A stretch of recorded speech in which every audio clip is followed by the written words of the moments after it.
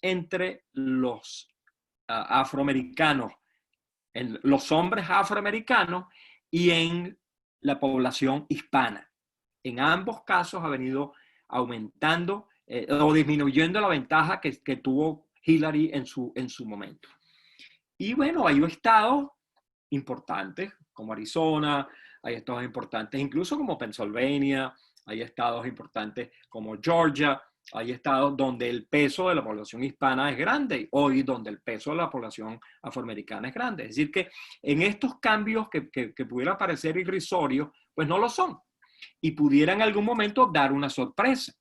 Entonces, por ejemplo, si Trump gana Pennsylvania, que es un estado eslabón, eso significa que habría estados que son como Pennsylvania, más al norte, que pudieran verse afectados porque, bueno, porque el conjunto de los sectores que vota son similares a los que votan en Pennsylvania y no hay razones por las cuales uno no va a pensar que se van a comportar de manera distinta porque tú cruces una frontera en Estados Unidos donde uno sabe que esas fronteras son, muchas veces no tienen ninguna representación real, pues la gente es la misma de un lado al otro. Entonces, es posible que si Trump gana Pennsylvania, entonces pueda garantizar que ganará en Iowa, que ganará en Ohio, que entonces eso puede reproducirse y entonces, es decir, ese tipo de cosas pueden ocurrir en una elección. Es decir, que Trump puede ganar las elecciones. Ahora, si gana, ¿qué ocurre? Depende si gana o si pierde el Senado. Porque si Trump gana y pierde el Senado, que bueno, hasta ahora las posibilidades de que pierdan el Senado son mayores que las gane. En este momento todas las apuestas indican que los republicanos van a perder el Senado. Y si Trump gana las elecciones pero pierde el Senado, va a estar en condiciones mucho más difíciles de actuar, por lo menos en lo que es la política interna de Estados Unidos. A lo mejor no tanto en la política exterior.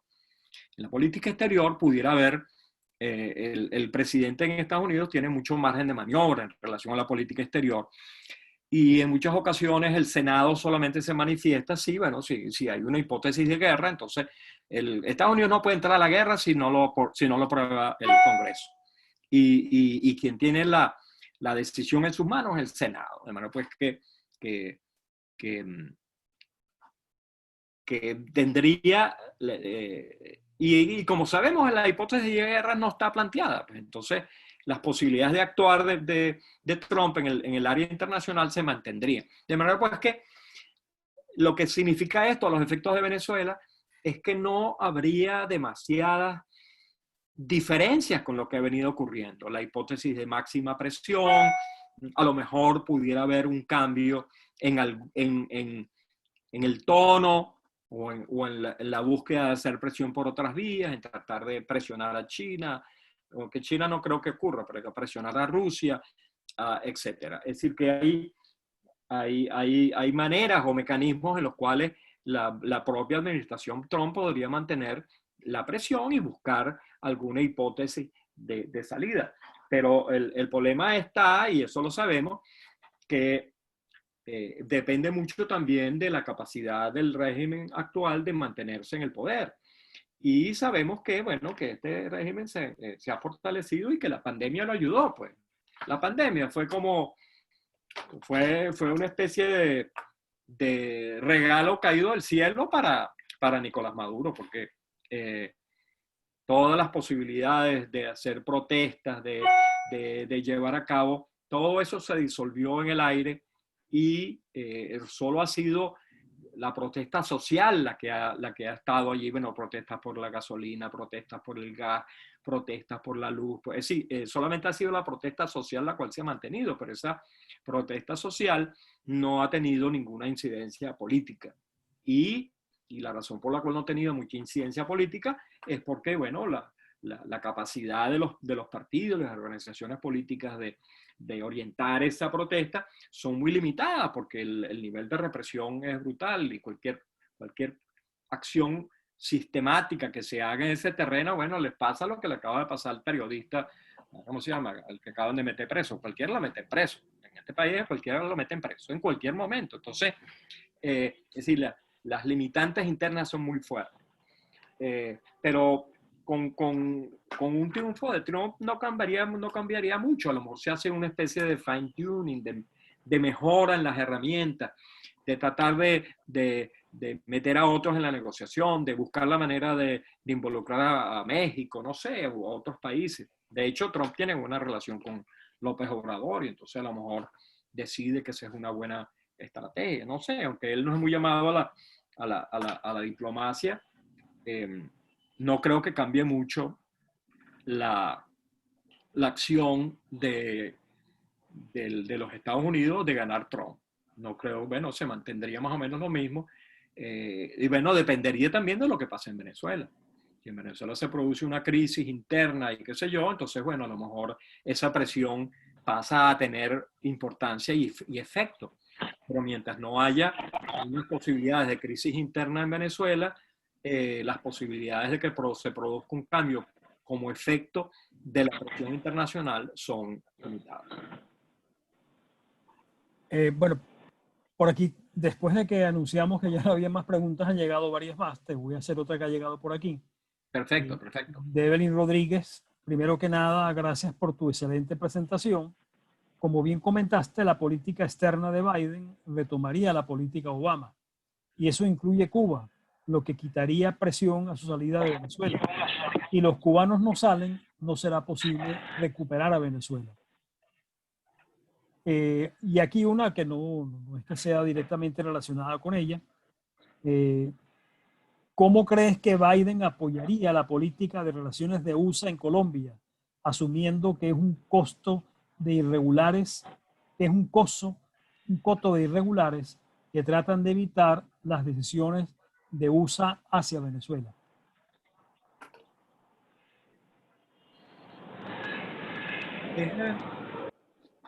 Yo no estoy seguro, voy a referirme a la segunda parte primero. No estoy seguro de que Estados Unidos tenga muy claro hoy por hoy cuál es su postura sobre Colombia. Yo creo que Estados Unidos evalúa de manera favorable la paz en Colombia. No porque estuviera de acuerdo con todos los detalles de los mecanismos de paz ni todas las circunstancias que estuvieron asociadas, pero sí la evalúa como positivo el hecho de que se haya salido de un escenario de insurrección como el que había en el pasado. Eso no quiere decir que la guerrilla se haya acabado en Colombia, pero la guerrilla se ha minimizado y lo que queda de la guerrilla simplemente son grupos irregulares que se ocupan es de hacer dinero. Ahí no hay ningún propósito político. Eso ya si le quedaba alguno a la FARC, esta FARC que se quedó en la guerra, esa FARC ya no tiene perspectivas ninguna. De manera pues que yo lo que creo es que Estados Unidos va a esperar. Estados Unidos va a esperar a ver cómo se recompone el panorama en Colombia y falta todavía 1 año o 2 años para que haya elecciones en Colombia. No es el mismo caso con Cuba. No es el mismo caso con Cuba porque Cuba representaba para la administración Obama, representaba como, bueno, para Estados Unidos en general, siempre, no solamente para Obama, sino para muchas administraciones anteriores, era como, vale, como cuando tú tienes una herida ahí y te fastidia y mira, y te echas mentiolate y te echas yodo y te echas esto y te echas lo y nada, y la herida sigue ahí y nada, y te cambias el esparadrapo y te pones esto y te pones, es un fastidio, es como un fastidio, siempre fue un fastidio. Entonces, la decisión de Obama fue decir, mira, vale, todo lo que hemos hecho antes con las presiones, el embargo, etcétera, no ha tenido resultado. Vamos a intentar otra manera. ¿Qué significaba eso? Bueno, dos cosas. Primero, vamos a llegar a un entente en donde yo voy a admitir que ese régimen está presente y yo no voy a intentar hacer un cambio de régimen en Cuba. Esa fue la primera admisión. Segunda, Bueno, ¿quién quita? A lo mejor, si abrimos las puertas y se produce mejor intercambio comercial y empieza a haber más capitalismo en Cuba, ¿quién quita? A lo mejor con el tiempo se produce un cambio hacia la democracia. Eso es lo que uno podría llamar, lo que llaman los americanos wishful thinking, es decir, que eso es como creer en pajaritos preñados, dicho de una manera más criolla. Pero eso fue más o menos la hipótesis Obama. ¿Qué ocurrió? Eso no ocurrió, aunque mejoraron muchísimo las relaciones entre Cuba y Estados Unidos. Cuba, la verdad es que no cambió mucho su manera y su modelo, porque no lo necesitaba. No lo necesitaba porque tenía Venezuela. Venezuela, con los 100.000 barriles de petróleo que le mandaba diariamente, Cuba utilizaba la mitad, que son los requisitos energéticos de Cuba, 50.000 barriles diarios, y el resto lo vendía en el mercado spot. Y entonces sacaba un realero con el petróleo que Venezuela le regalaba. Entonces, no necesitaba Cuba de Estados Unidos para recomponer su economía. Eso fue en aquel momento. Hoy ya no es así. Hoy Cuba sigue estando quebrada, pero Venezuela está quebrada. Es decir, que su papadito que le pichaba ya no existe. Ni va a existir en mucho tiempo, porque recomponer la economía petrolera en Venezuela, yo no quiero hablar de eso porque ustedes saben de eso más que yo, y porque sabemos que eso es un imposible, por lo menos con PDVSA no va a ocurrir. Entonces, recomponer la economía petrolera en Venezuela eso es un problema dificilísimo. Y habrá que hacerlo, pero va a costar Dios y su ayuda. Entonces, y Cuba lo sabe. Cuba sabe que en Venezuela, bueno, ahí trataron para montar una refinería y entonces tuvo una explosión. Y trataron de, qué sé yo, y es un desastre. Y Cuba lo sabe. Cuba sabe que ya no cuenta con Venezuela como lo que llaman en Estados Unidos los sugar daddy, su papadito que le picha todo el 15 y último. No, nada de eso. Entonces, ¿qué ocurre? Que para una administración Biden probablemente haya un repensar de qué hacer con Cuba. No sabemos todavía cuál va a ser la tesitura o la orientación que pueda haber, pero yo dudo que Biden vaya a mantener el mismo tipo de restricciones que volvió a imponer Trump en el momento en que llegó. Eso va a cambiar. Y probablemente haya mayor número de remesas, probablemente haya mayor número de vuelos de ciudadanos americanos a Estados Unidos. Sí, que se van a liberalizar las relaciones comerciales entre ambos. En términos políticos no sabemos, pero en términos comerciales probablemente eso ocurra. Entonces, esa es un poco la situación respecto a lo que va a ocurrir en Cuba. Y yo creo que eso puede ocurrir a cambio de algo. Y entonces, ¿a cambio de qué? No sabemos. Y es posible que la administración Biden diga, bueno, vamos a hacer esto, pero yo quiero que me ayudes en esto, quiero que me ayudes en lo otro. Entonces, bueno, no sabemos. Bien, Leonardo, esta sí es realmente la última pregunta ya. Es de Manola Maíz. Ante el escenario planteado por usted con relación al cambio de estrategia de los actores políticos en Venezuela ante el inminente triunfo de Biden, ¿cómo ve lo planteado últimamente con relación a efectuar una consulta popular entre los días 6 de diciembre hasta el 12 de diciembre para pedir a los actores internacionales el desconocer los resultados de las elecciones del 6D y apoyo a la crisis internacional? Bueno, mira, yo creo que, bueno, nosotros sabemos que esa es una consulta complicada. Si cualquiera que se asome a esa consulta sabe que es complicada porque las circunstancias de la pandemia hacen todo complicado en Venezuela. Aparte de la crisis económica, aparte de la crisis política, aparte además de los mecanismos de represión que utiliza el gobierno. Pero apartando, incluso tomando en consideración todas esas dificultades y obstáculos, yo creo que esa es una iniciativa que debe apoyarse. Yo creo que esa es una iniciativa, es decir, cualquier iniciativa que uno crea que pueda generar algún mínimo de fuerza, que nos pueda colocar mañana en mejor condición en la que estamos hoy, eso hay que hacer. Eso no nos va a cambiar la vida. Porque la está para salvar en la computadora. No nos va a cambiar la vida, pero si se hace y tiene un buen resultado, nacional e internacionalmente, bueno, será mejor que no hacerla. Fíjense ustedes, yo ayer tuve ocasión de escuchar a Leopoldo López en Madrid. Me pareció una intervención muy buena. Se lo comenté a algunos amigos, hacía mucho tiempo que no escuchaba una intervención tan bien estructurada, tan sobria, tan bien plantada como la que le escuché a Leopoldo López. Y mis amigos los que me conocen más de cerca, saben que Leopoldo López nunca fue santo de mi devoción. Pero esa presentación de Leopoldo López fue magistral, te voy a decir.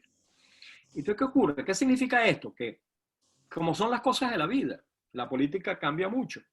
Si tú tienes internamente la búsqueda de esta consulta, tú puedes unirla con tratar de hacer también la consulta en el exterior.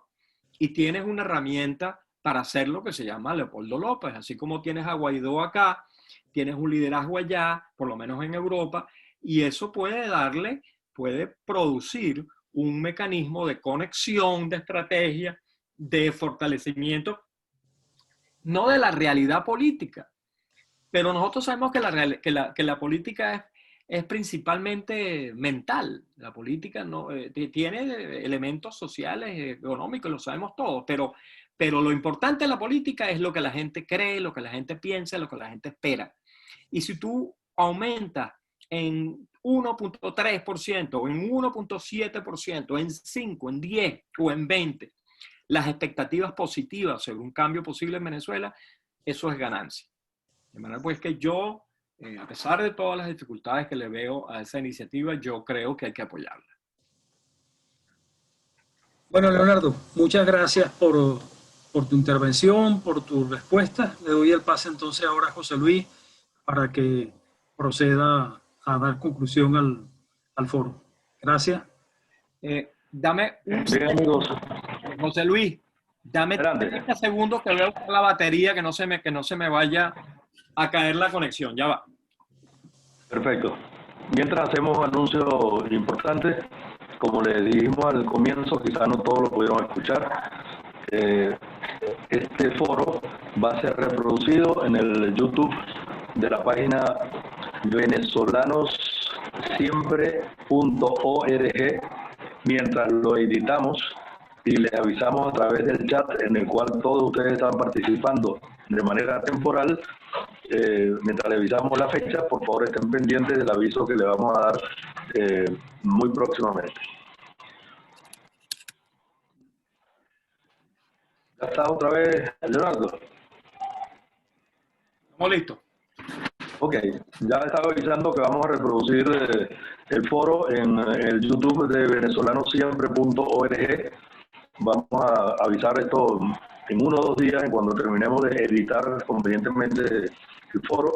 Y también lo vamos a reproducir el próximo martes, un día antes del día de en Estados Unidos, en el programa Venezolano Siempre, el martes al mediodía en radiocomunidad.com.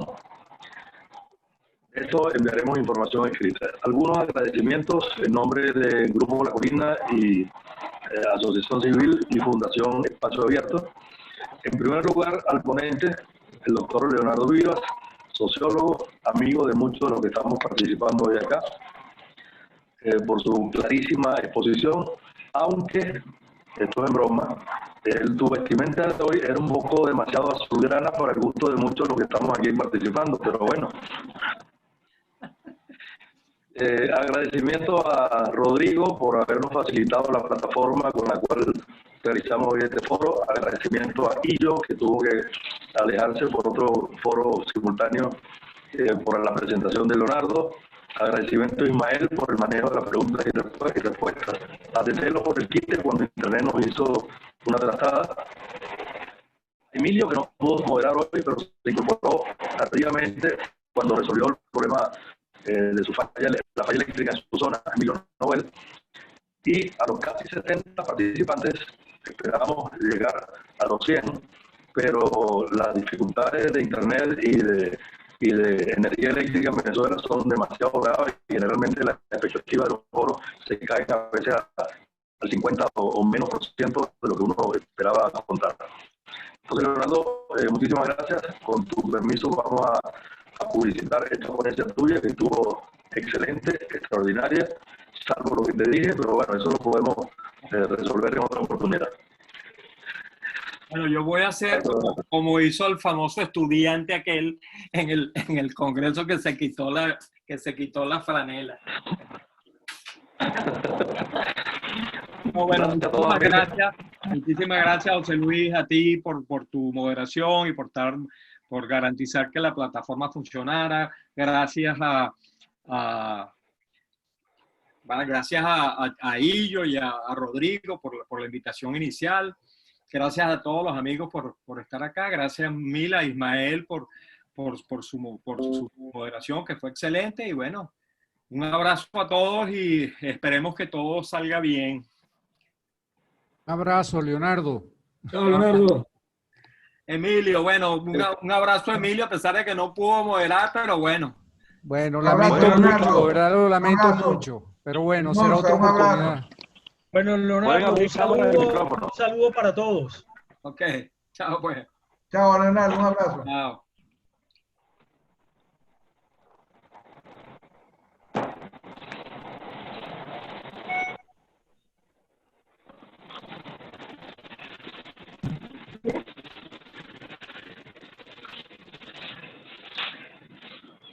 Saludos, Emilio.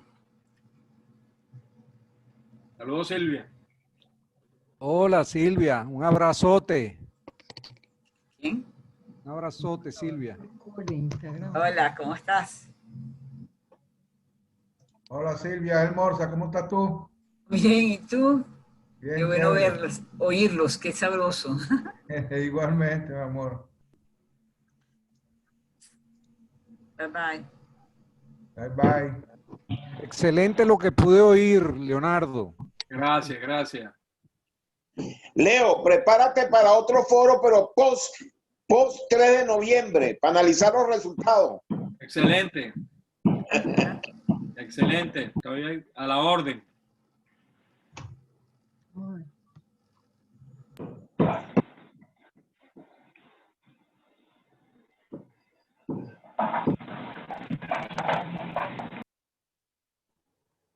Pásame el teléfono allí.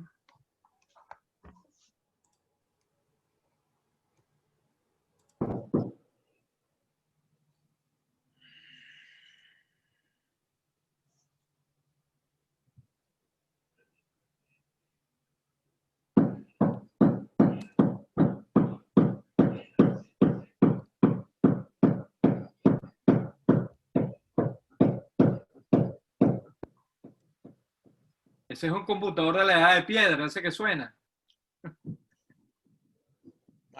Más o menos. Ese es de Rodrigo que está clavándolo.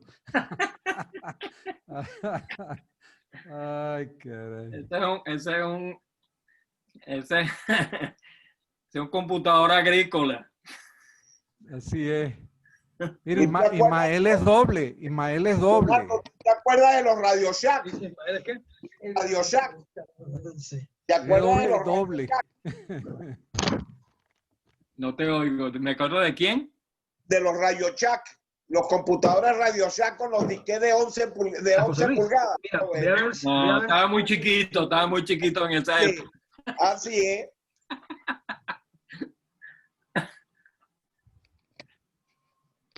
cómo anda todo, Leonardo? ¿Cómo Bien, está la vale. familia? ¿La Bien, familia, bien. todo bien? Echando para adelante.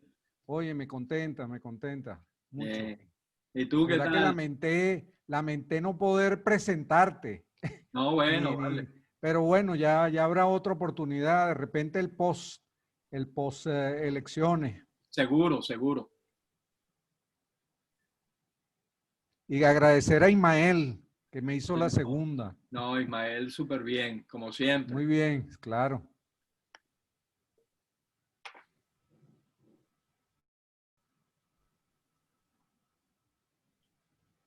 José Luis. ¿Estás ahí, José Luis? Un segundo, Emilio, que estamos resolviendo un problema en la grabación. No se retire un momento. Ok.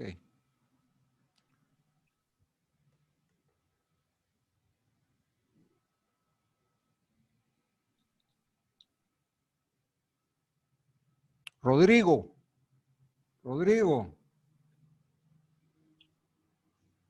Ordene, dígame. Mira, ¿cómo estás, Germán? Ya estamos en fecha, ¿no? Sí, para el lunes debemos entregar la primera parte. Ah, bueno, que ya yo envié la mía hoy, ¿oíste? Ah, bueno, no, yo tengo todavía la necesidad de utilizar el fin de semana.